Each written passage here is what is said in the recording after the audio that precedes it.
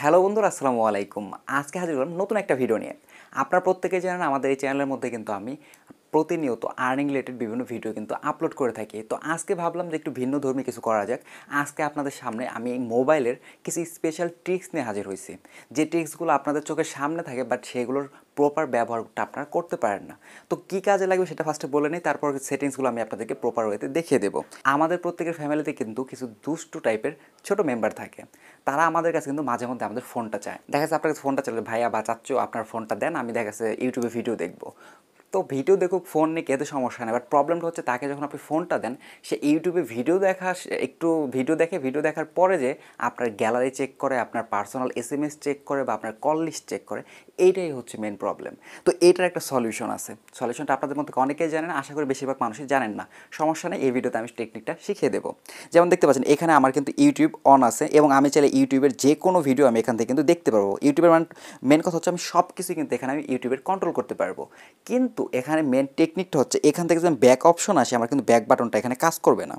যদি আমি হোম অপশনে ক্লিক করি সেটাও কাজ করবে না।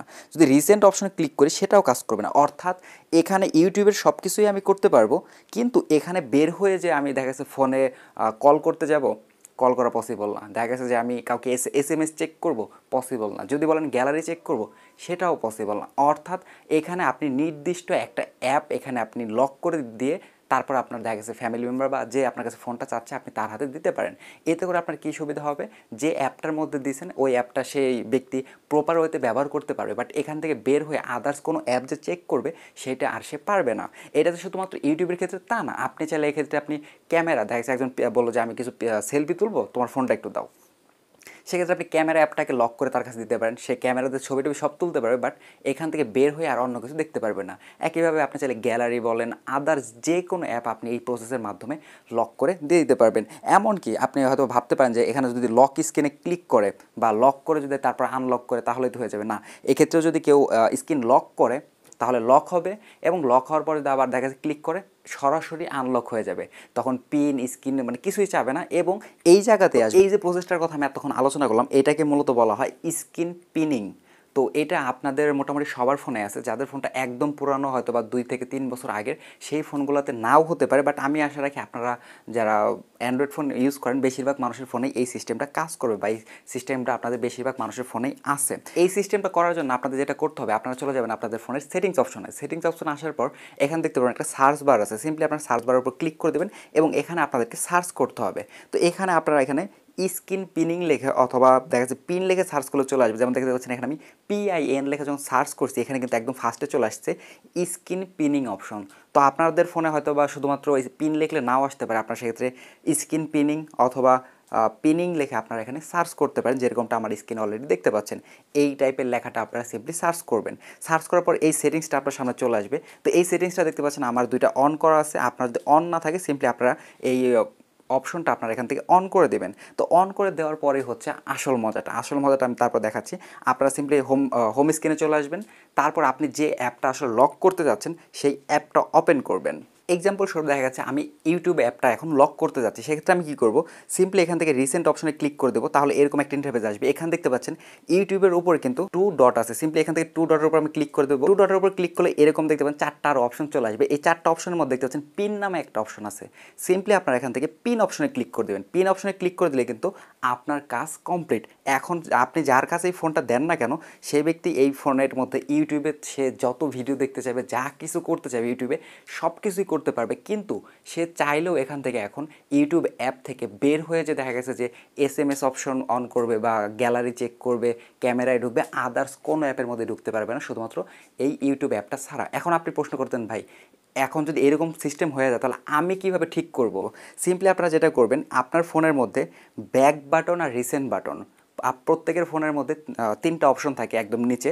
একটা হচ্ছে ব্যাক বাটন, আর একটা হচ্ছে হোম বাটন, আরেকটা হচ্ছে আপনার রিসেন্ট বাটন। সিম্পলি আপনার এখান থেকে ব্যাক বাটন এবং রিসেন্ট বাটন দুইটা একসাথে চাপ দিয়ে ধরবেন।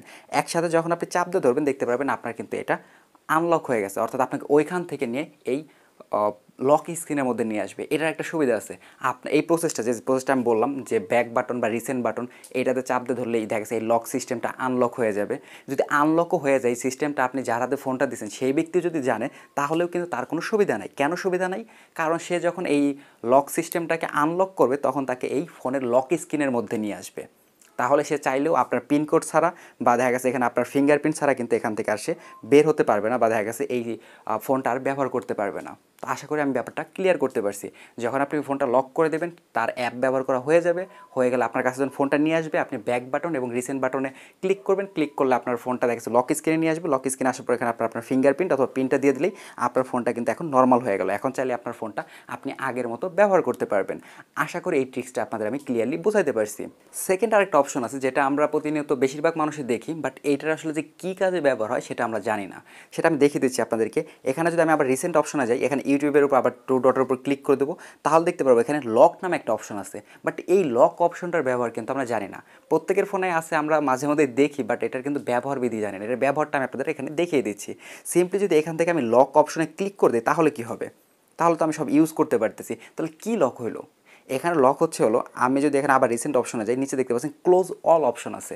ক্লোজ অল অপশনের মানে হচ্ছে আপনার যতগুলো রিসেন্ট টাস্ক করছেন বা যতগুলো অ্যাপ আপনি ব্যবহার করছেন, এই ক্লোজ অল অপশনে ক্লিক করে দিলে প্রত্যেকটা টাস্ক কিন্তু চলে যাবে। কিন্তু এখানে লক করা, আপনি যে অ্যাপটা লক করে রাখছেন সেই অ্যাপটা কিন্তু এখান থেকে যাবে না। এইটাই হচ্ছে এটার টাস্ক। যেমন এখানে আপনি দেখতে পাচ্ছেন একটা আমার টাস্ক হচ্ছে সেটিংসের টাস্ক, আর একটা হচ্ছে ইউটিউবের টাস্ক। মানে দুইটা উইন্ডো এখানে রয়েছে, একটা হচ্ছে সেটিংসের উইন্ডো আর একটা হচ্ছে ইউটিউবের উইন্ডো। তো আমি ক্লোজ অল দিলে কিন্তু ইউটিউব এবং সেটিংস দুইটাই কিন্তু চলে যাওয়ার কথা এখান থেকে, কিন্তু এটা যাবে না। কেন যাবে না? কারণ হচ্ছে আমি ইউটিউবটাকে লক করে রাখছি। আমি এখানে ক্লোজ অল অপশনে ক্লিক করে দেখতে পাচ্ছেন আমার কিন্তু টাস্কের অপশনে ইউটিউবটা রয়ে গেছে। এটা আসলে আমাদের খুব বেশি প্রয়োজন হয় না, বাট মাঝে মধ্যে প্রয়োজন হয়। কিছু কিছু অ্যাপ থাকে যেগুলো আমাদের অলওয়েজ ব্যাকগ্রাউন্ডে রান করা প্রয়োজন হয়, যাতে ওটা রিসেন্ট অপশন থেকে বা টাস্ক অপশন থেকে ক্লিয়ার না হয়ে যায়। এটা আমাদের কিন্তু মাঝে মধ্যেই প্রয়োজন হয়। ওই সব কাজের জন্য হচ্ছে এই লক অপশনটা ব্যবহার হয়। আর আপনারা যদি এখান থেকে ম্যানুয়ালি এটা উপরে থেকে স্লাইড করে দিয়ে দেন তাহলে কিন্তু এখান থেকে এই টাস্কটা চলে যাবে, বাট ক্লোজ অল অপশনে ক্লিক করলে কিন্তু যাবে না। এই হচ্ছে লক অপশনের সেটিংস। আশা করি দুইটা সেটিংসই আপনাদের আমি ভালো মতো বুঝাইতে পারছি।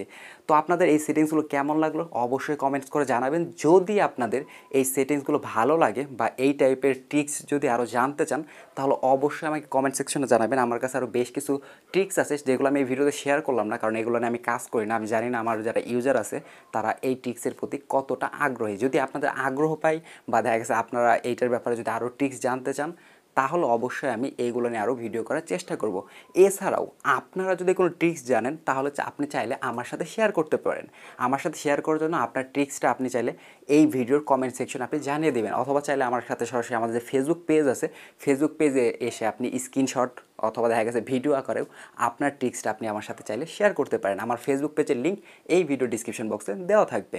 তো যাই হোক বন্ধুরা, আজকে ভিডিওটা এই পর্যন্তই। দেখা হচ্ছে নেক্সট কোনো ভিডিওতে। সে পর্যন্ত সবাই ভালো থাকবেন, আমার জন্য দোয়া করবেন। আর চ্যানেলটা যদি এখন পর্যন্ত সাবস্ক্রাইব করে না থাকেন তাহলে অবশ্যই আমাদের চ্যানেলটা সাবস্ক্রাইব করে আমাদের সাথে থাকবেন।